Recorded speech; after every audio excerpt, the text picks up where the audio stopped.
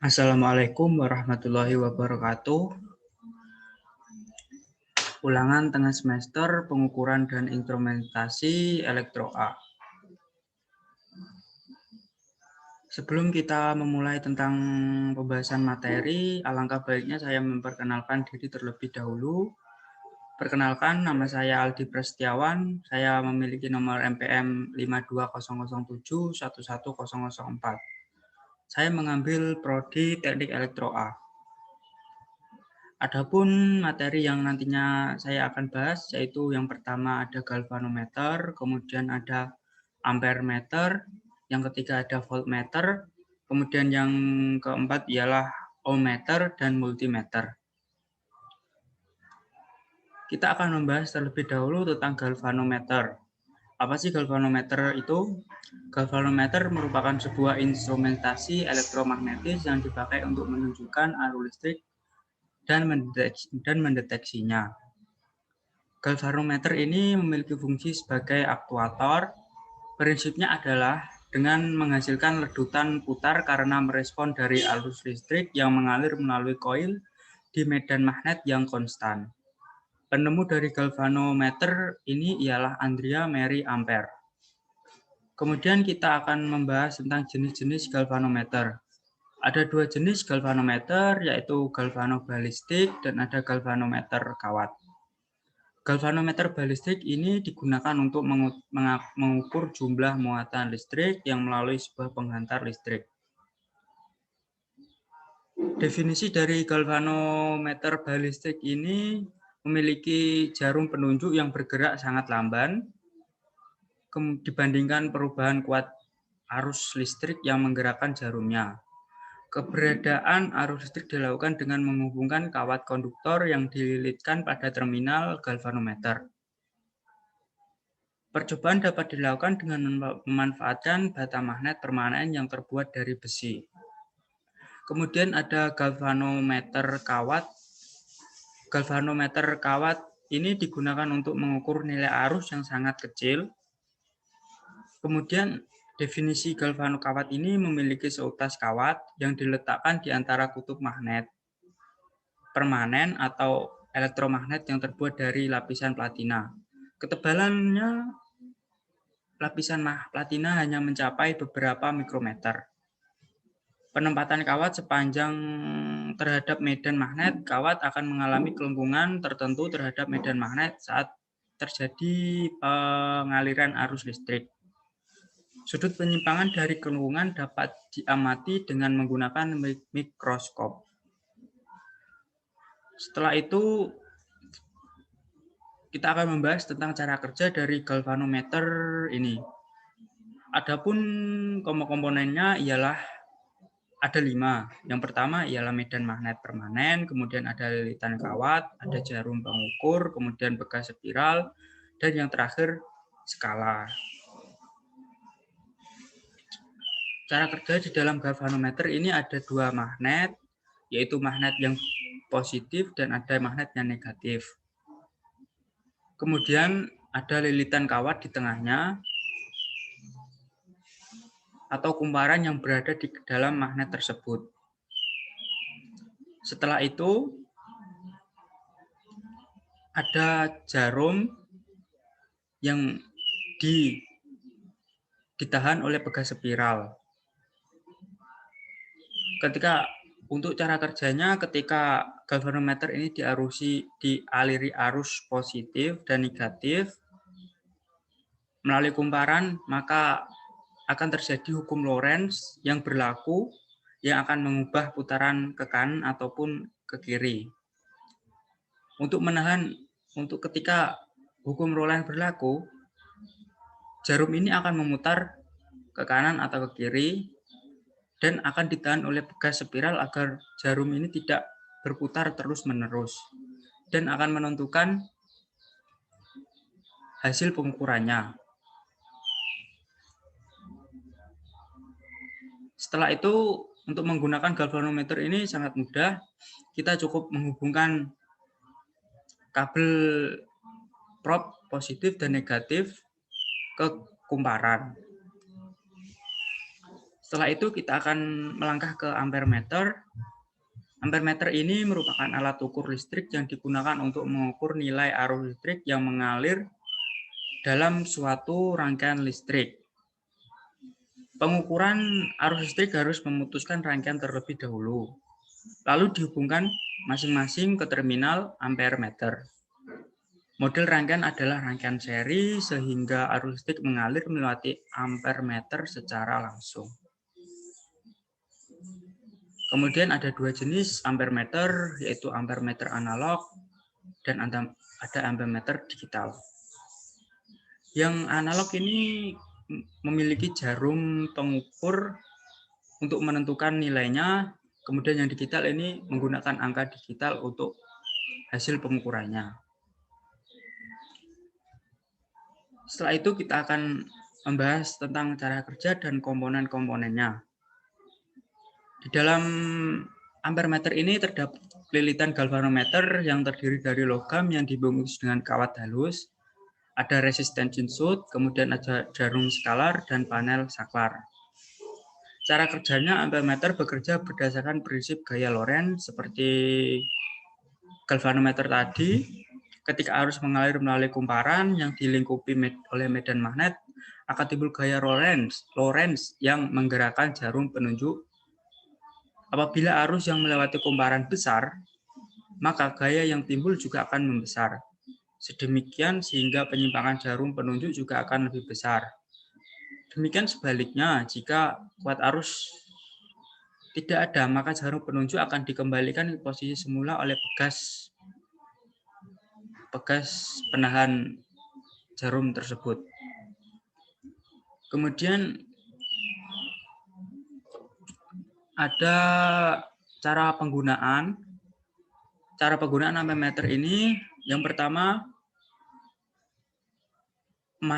pemasangan seri dengan beban, kemudian atur knob. Setelah itu, apabila rangkaian sudah pas, Anda hidupkan sumber tegangan arus. Agar hasil dari pembacaan baik, jarum penunjuk harus melebihi 60 skala penuh ampere. Dan sementara kondisi simpangan yang begitu kecil, jika menemukan simpangan yang begitu kecil, wajib melakukan pengecekan kembali pada cakupan. Benar atau tidak saat pemasangan, perhatikan pembacaan masih di bawah cakupan yang pengukurannya minimal. Apabila kondisi ini terjadi, maka matikan suplai dan pindahkan ke knob ke cakupan yang lebih kecil. Lalu nyalakan lagi sumber tegangan dan baca dengan teliti jarum penunjuk sampai ke posisi yang mudah terbaca. Perhatikan dan wajib dihindari adalah kesalahan terhadap pemasangan atau polaritas pada sumber tegangan. Jika terdapat kesalahan, dikhawatirkan akan berakibat pada jarum yang nantinya akan mengalami kerusakan dan pada komponen-komponennya juga akan mengalami kerusakan. Kemudian kita akan melangkah ke voltmeter. Voltmeter ini merupakan alat ukur yang digunakan untuk mengukur besaran tegangan atau beda potensial listrik antara dua titik pada suatu rangkaian listrik yang dialiri arus listrik. Ada dua jenis voltmeter, yaitu voltmeter analog dan voltmeter digital.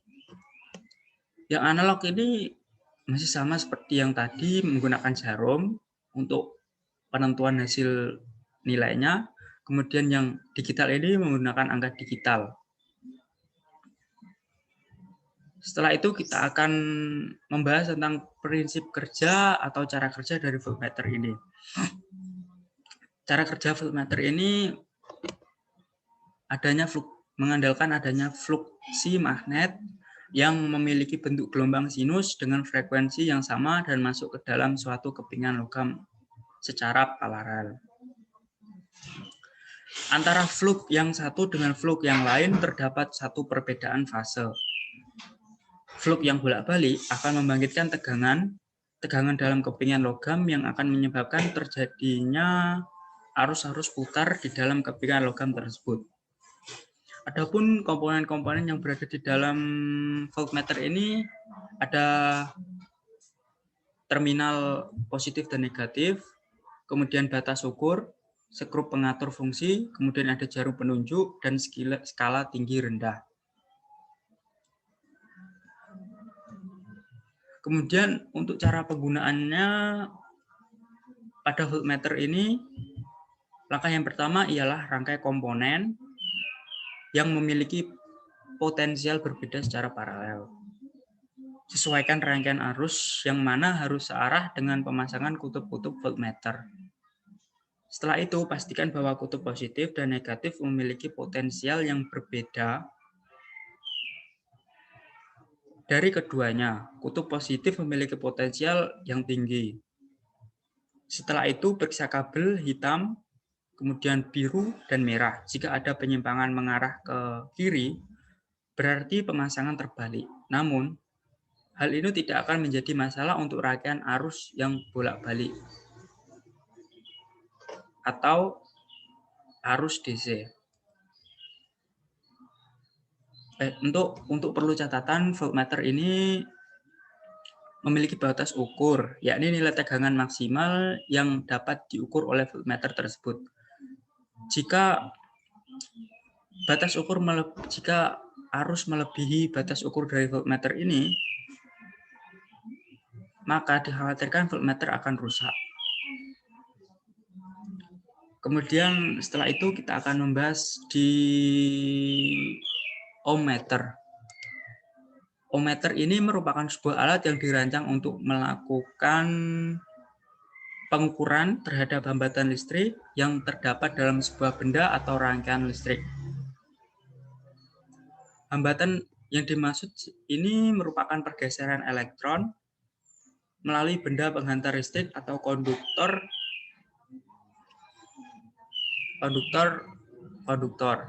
Setelah itu, kita masuk ke jenis-jenis ohmmeter. Ada dua jenis ohmmeter, yaitu yang pertama jenis ohmmeter analog dan ohmmeter digital. Masih sama seperti yang tadi tentang pengukuran yang analog dan digital, ohmmeter ini menggunakan jarum untuk menentukan pengukurannya. Namun pada ohmmeter analog ini, pada saat membaca kita dibutuhkan ketelitian untuk melihat jarum ini berhenti di titik mana untuk membacanya. Setelah itu yang digital ini menggunakan nilai digital atau angka digital untuk pengukurannya. Yang digital ini lebih menguntungkan karena hambatan yang dihasilkan memiliki tambahan satuan yang lebih terperinci. Namun, digital ini masih memiliki kekurangan, yaitu susah melakukan monitoring, terutama saat voltase tidak stabil atau naik turun. Jadi angkanya berubah-ubah gitu. Setelah itu kita akan lanjut mengenai komponen dan cara kerja dari ohmmeter ini. Yang pertama ada komponen skrup. Skrup ini yang di tengah titik ini berfungsi untuk mengatur kedudukan jarum meter atau istilahnya mengkalibrasi jarumnya. Setelah itu ada tombol zero ohm adjusting knob. Tombol zero adjusting knob ini digunakan untuk mengatur jarum meter agar berada pada angka 0. Kemudian ada saklar pemilih. Saklar pemilih ini atau nama lainnya yaitu range sector switch. Tujuannya untuk menentukan batasan ukuran serta posisi pengukurannya. Setelah itu ada dua lubang positif negatif yang nantinya ini akan digunakan untuk prob positif dan negatif untuk masuk atau untuk terminal dari prob positif dan negatif ini. Setelah itu ada prob positif dan negatif. Di sini adalah teslet atau kabel yang terdiri dari dua jenis, yaitu hitam dan merah, yang nantinya untuk alat langsung untuk mengecek ataupun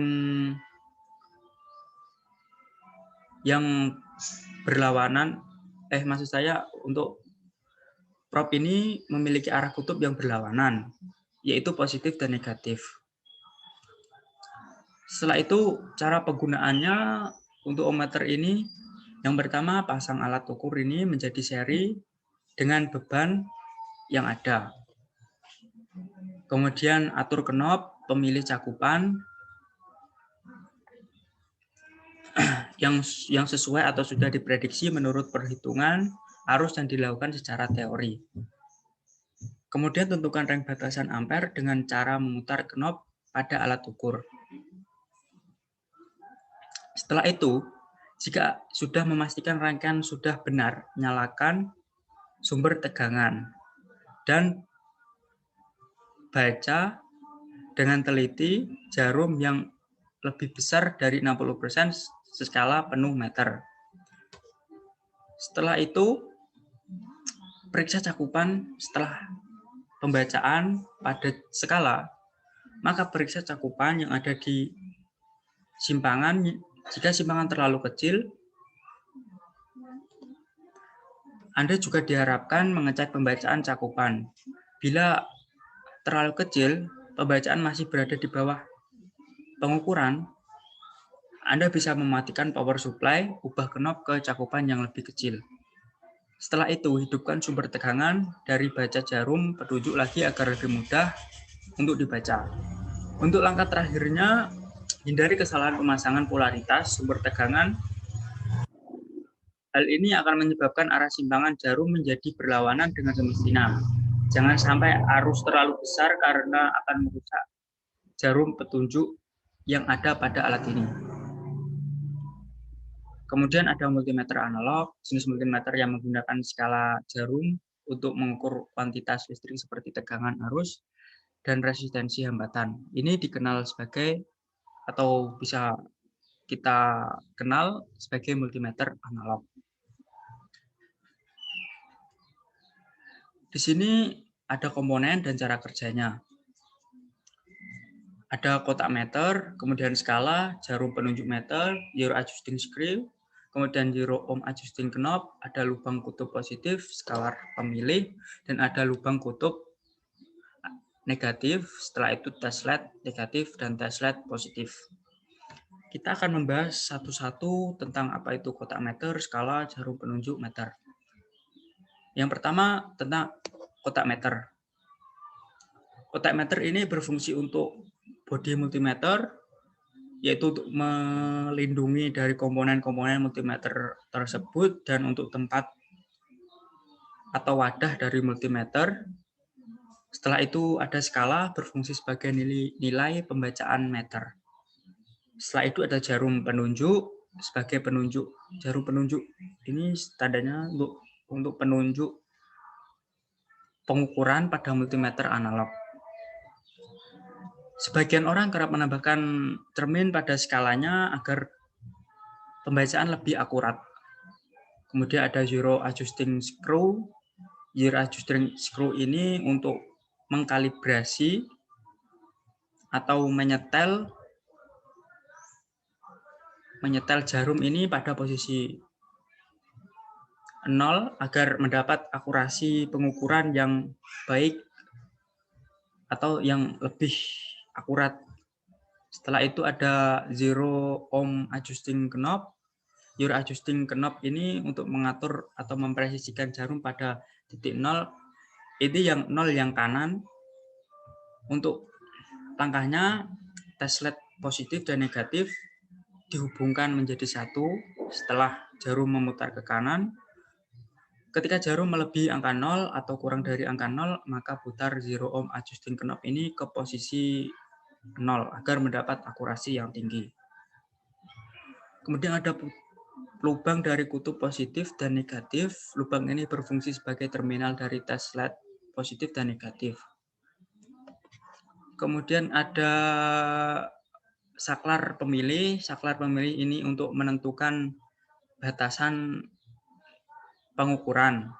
Contohnya kita ingin mengukur DC volt atau ACV atau DC ampere,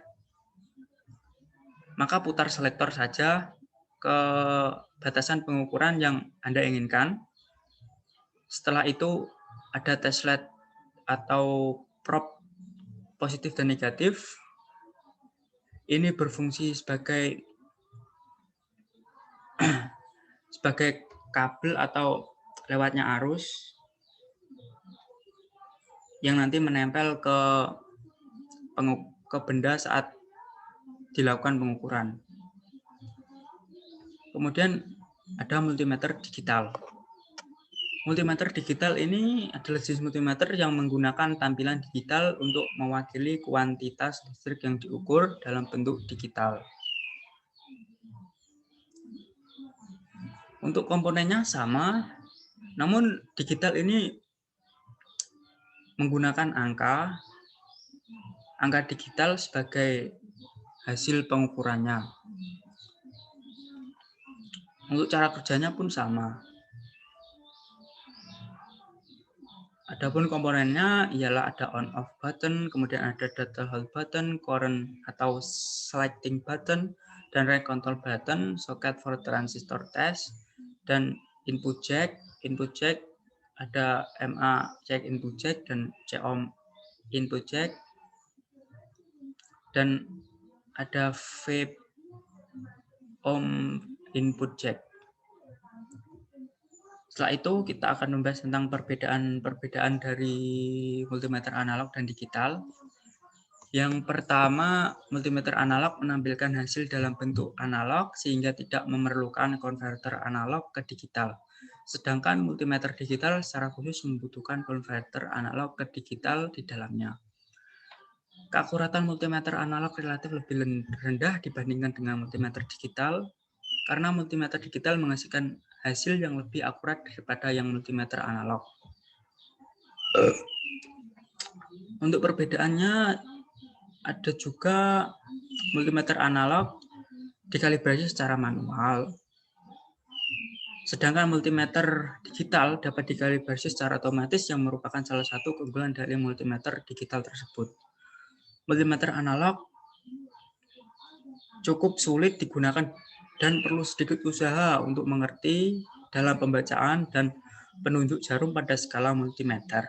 Sedangkan multimeter digital memberikan kemudahan dalam pembacaan dan langsung menampilkan nilai dan hasil dalam bentuk angka, digital atau digit.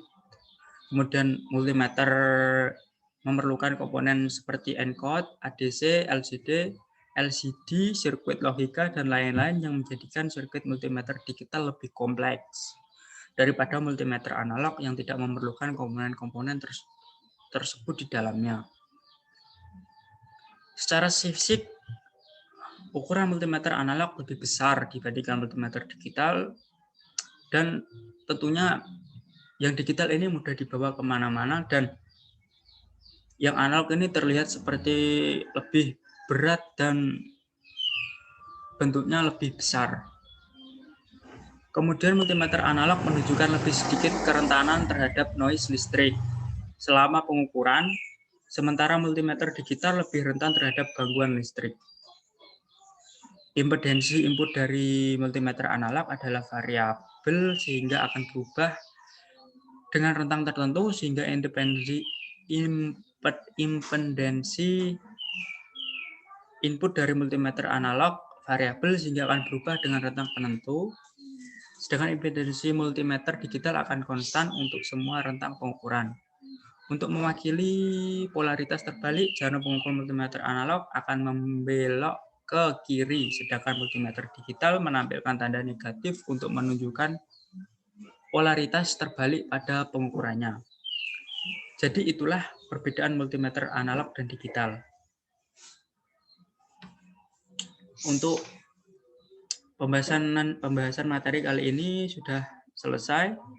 Jika ada kekurang jelasan dalam penjelasan atau keminiman bahasa saya ataupun kata-kata saya yang kurang pas, mohon dimaafkan.